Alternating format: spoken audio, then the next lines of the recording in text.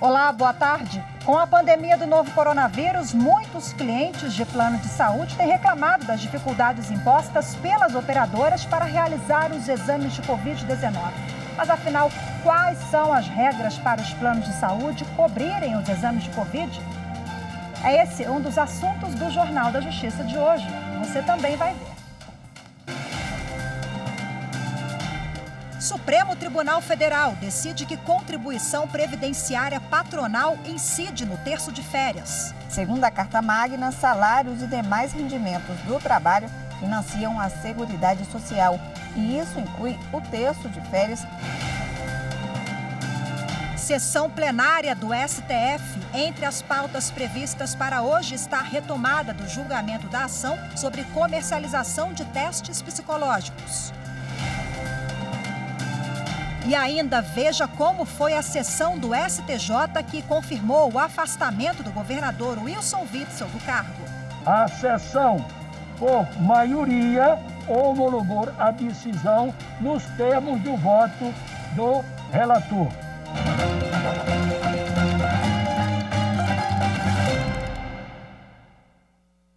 E com a autorização da Justiça, a Polícia Federal deflagrou nesta quinta-feira a Operação Circuito Fechado. A ação tem como objetivo apurar desvios de mais de 40 milhões de reais do DENIT, que é o Departamento Nacional de Infraestrutura de Transporte. Isso por meio de contratações fraudulentas de uma empresa do ramo de tecnologia. São investigados 3 contratos feitos entre 2012 e 2019. Estão sendo cumpridos 9 mandados de prisão temporária e 44 mandados de buscas e apreensão lá em São Paulo, Goiás, Paraná e no Distrito Federal. A Justiça também determinou o bloqueio do valor aproximado de 40 milhões de reais nas contas dos investigados e o sequestro de 6 imóveis e 11 veículos. Já em Alagoas, policiais federais cumpriram mandados judiciais para apurar o desvio de recursos públicos do Programa Nacional de Transporte do Fundeb, que é o Fundo de Desenvolvimento da Educação Básica e de Valorização do Profissional da Educação e também do SUS. Ao todo, 150 policiais cumpriram 35 mandados de busca e apreensão em 9 municípios alagoanos e na capital, Maceió. Segundo a investigação, agentes públicos fraudavam licitações desde 2013 para contratar empresas que emitiam notas frias para cobertar os desvios de recursos públicos federais. O esquema utilizava laranjas, incluindo parentes de servidores dos municípios, que chegavam a fazer saques na boca do caixa de parte do dinheiro desviado. A polícia apreendeu documentos e dinheiro encontrados até dentro de banheiros de órgãos públicos. Os envolvidos vão responder pelos crimes de fraude à licitação, desvio de recursos públicos federais, lavagem de dinheiro e organização criminosa. E por maioria de votos, a Corte Especial do Superior Tribunal de Justiça confirmou a decisão do relator e manteve Wilson Witzel afastado do governo do Rio de Janeiro por 180 dias. Essa foi a primeira sessão da Corte Especial com o ministro Humberto Martins presidindo o Superior Tribunal de Justiça. Ele participou presencialmente, assim como o ministro Benedito Gonçalves. Os demais ministros que integram a Corte Especial participaram da sessão por videoconferência. Após se declarar impedido, o vice-presidente do STJ, ministro Jorge Mussi, apenas acompanhou o julgamento. Os ministros analisaram se o governador do Rio de Janeiro, Wilson Witzel, continuava ou não afastado do cargo. Witzel é investigado por irregularidades na contratação de hospitais de campanha, compra de respiradores e medicamentos essenciais para o combate à Covid-19. No último dia 28, o ministro Benedito Gonçalves, relator do caso, em decisão monocrática, determinou o afastamento de Witzel por 180 dias, além de medidas cautelares. O ministro justificou que a decisão está baseada em regras do Código de Processo Penal e do regimento interno do STJ, que prevêem que situações excepcionais justificam a decisão cautelar do relator para posterior deliberação do colegiado. Benedito Gonçalves também expediu a prisão preventiva de outros 6 investigados e a prisão temporária de 11 pessoas. A Procuradoria-Geral da República chegou a pedir a prisão preventiva de Wilson Witzel, mas o ministro Benedito Gonçalves optou pelo afastamento do cargo. Foi pedido na cautelar 35, pelos motivos expostos e mais as provas e mais que veio junto com o inquérito, a prisão preventiva. Entendi que a prisão preventiva era mais gravosa. Entendi por optar por uma situação que também foi pedir alternativa, menos gravosa, que era o afastamento. Durante o julgamento da Corte Especial, 14 ministros referendaram a decisão do relator Benedito Gonçalves. Apenas o ministro Napoleão Nunes Maia Filho não acompanhou o entendimento do relator. Para ele, a medida deveria ser discutida pela Assembleia Legislativa do Rio de Janeiro. O ministro Sérgio Cuquina acompanhou a decisão do relator e foi além. Considerou que deveria ser acolhido o pedido de prisão preventiva de Wilson Witzel, que, de acordo com as provas coletadas, estaria em posição de destaque na organização criminosa. O último a votar foi o presidente, ministro Humberto Martins, que também acompanhou o entendimento de Benedito Gonçalves. Se destaca que todos os elementos juntados aos autos apresentados pelo Ministério Público Federal comprovam, em juízo de cognição sumária, a materialidade e indícios suficientes de autoria em relação a todos os representados decididos liminarmente pelo ministro relator. A sessão, por maioria, homologou a decisão nos termos do voto do relator. Vencido o ministro Napoleão Nunes Maia Filho, que foi contrário à homologação da decisão da relatoria. O colegiado considerou, então, o afastamento cautelar do governador Wilson Witzel necessário para a continuidade das investigações e também para a garantia da ordem pública e da instrução criminal. Foi destacado ainda que não houve excesso na atuação individual do relator, porque a decisão foi imediatamente submetida à Corte Especial para análise. Com isso, Wilson Witzel continua afastado do cargo por 180 dias. Cabe recurso ao Supremo Tribunal Federal. Bom, e após o julgamento, Wilson Witzel publicou em uma rede social que respeita a decisão do STJ, que compreende a conduta dos magistrados diante da gravidade dos fatos apresentados, mas que jamais cometeu atos ilícitos. Witzel disse ainda que vai continuar trabalhando em sua defesa durante o afastamento. O Estado, sim, será governado, o Estado do Rio de Janeiro, pelo vice, que é Cláudio Castro. E a maioria do plenário do Supremo Tribunal Federal considerou constitucional a contribuição previdenciária patronal sobre 1/3 das férias de trabalhadores. O tema teve repercussão geral reconhecida. A decisão do plenário virtual analisou um recurso da União, alegando que a cobrança do tributo sobre a terceira parte das férias é devida porque todo o pagamento ao trabalhador compõe a base de contribuição previdenciária e que, ao negar essa cobrança, além de violar a Constituição Federal, o valor não arrecadado será financiado por toda a sociedade. A União contestava a decisão do Tribunal Regional Federal da 4ª Região no Paraná, que garantiu o direito de uma empresa não ser cobrada quanto à contribuição previdenciária de 1/3 das férias dos trabalhadores.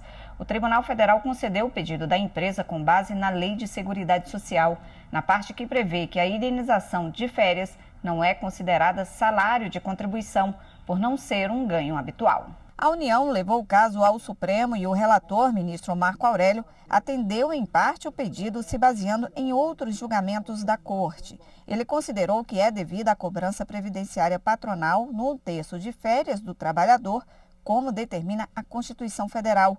Segundo a Carta Magna, salários e demais rendimentos do trabalho financiam a Seguridade Social. E isso inclui o 1/3 de férias, que para ele é um adiantamento do ciclo trabalhado. Apenas o ministro Edson Fachin ficou vencido. E veja a seguir, afinal, quais são as regras para os planos de saúde cobrirem os exames da Covid-19? Assunto para daqui a pouco, fique com a gente.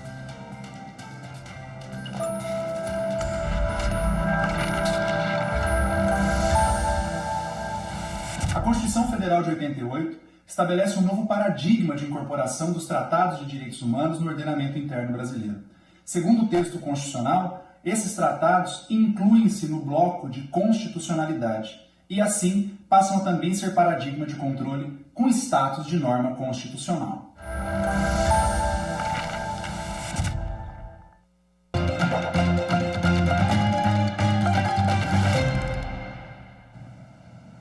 Mesmo com a determinação da ANS, a Agência Nacional de Saúde, alguns planos impõem dificuldades para fazer os testes para a Covid-19. Em Brasília, um cliente precisou recorrer à justiça e o juiz considerou a prática do plano abusiva.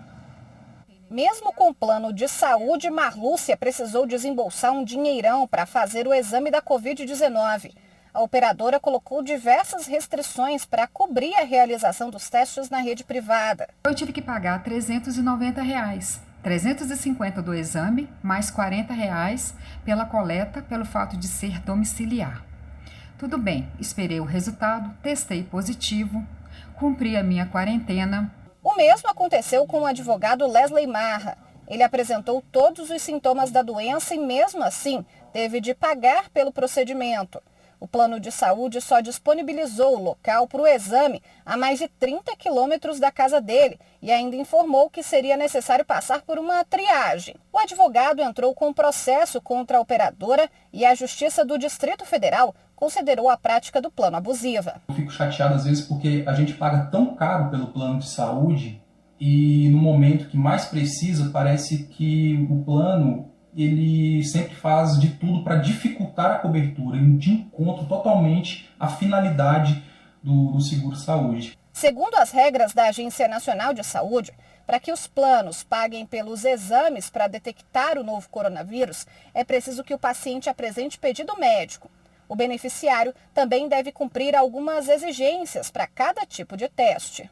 No RT-PCR, que coleta uma amostra através do nariz, a cobertura é obrigatória para pacientes que se enquadram em caso suspeito ou provável de contaminação pela Covid-19.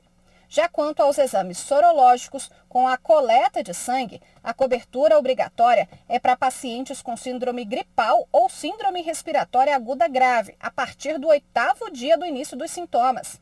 E para crianças e adolescentes com quadro suspeito de síndrome multissistêmica inflamatória pós-contaminação pela doença.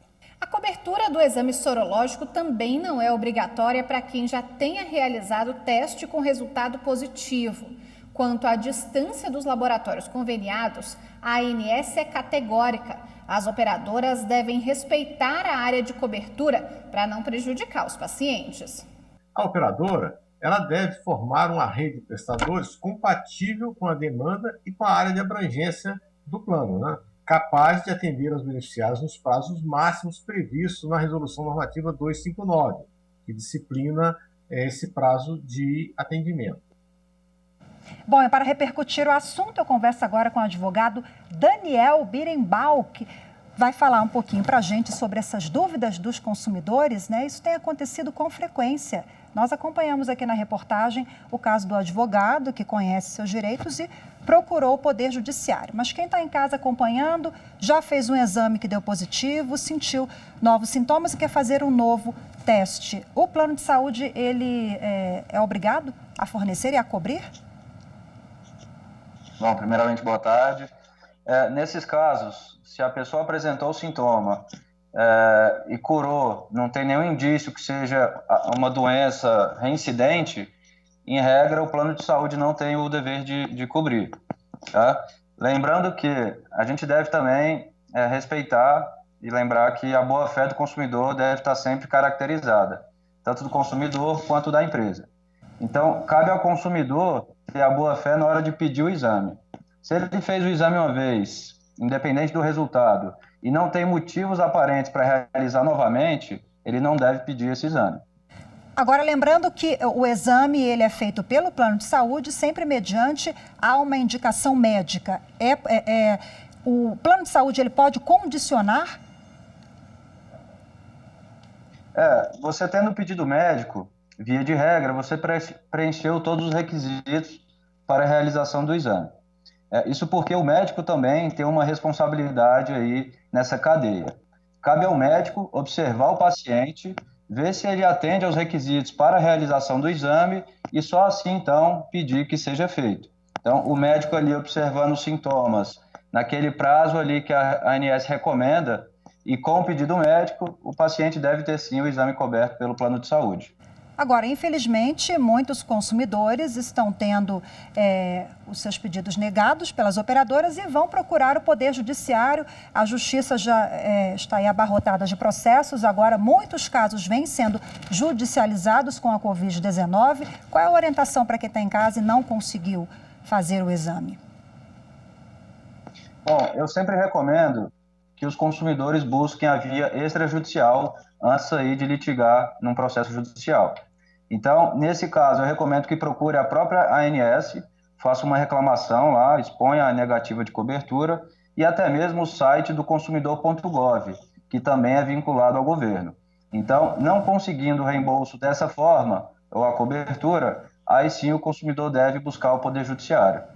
Falando em planos empresariais, né, algumas empresas elas estão ali definindo quais laboratórios ou hospitais que devem realizar esse teste, né? Nós também acompanhamos na reportagem, agora que antecede a nossa entrevista, que o advogado ali, ele precisou fazer o teste num raio de 30 quilômetros do trabalho ou de casa. Fica complicado, né? Essa é uma medida legal, do seu ponto de vista jurídico? Os planos de saúde, eles têm convênios com essas empresas, né, laboratórios e hospitais.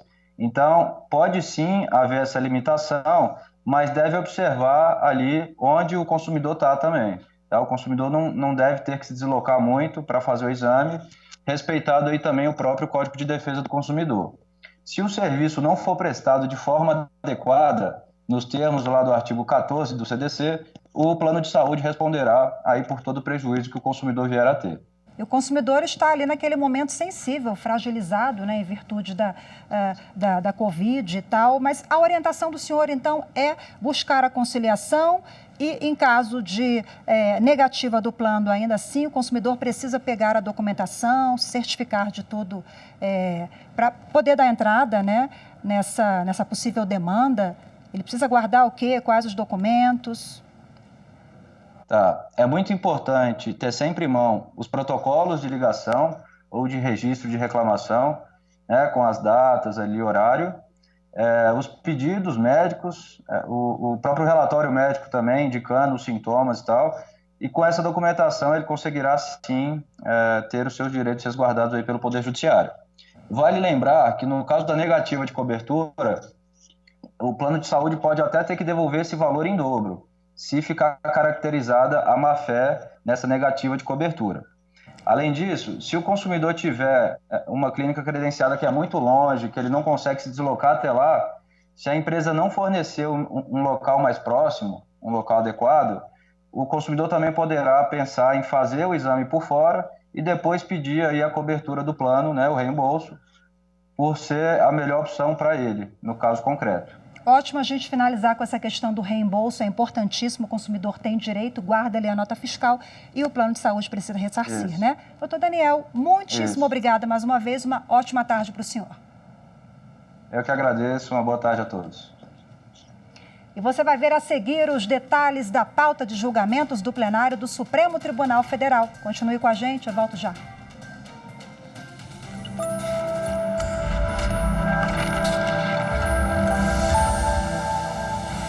A Constituição Federal é um importante documento que faz a mediação dos conflitos entre a sociedade brasileira e o Estado brasileiro. Ademais disso, traz o rol de direitos e garantias individuais, os direitos sociais, elementos importantíssimos para a superação das desigualdades, para a distribuição da riqueza e da justiça social no nosso país.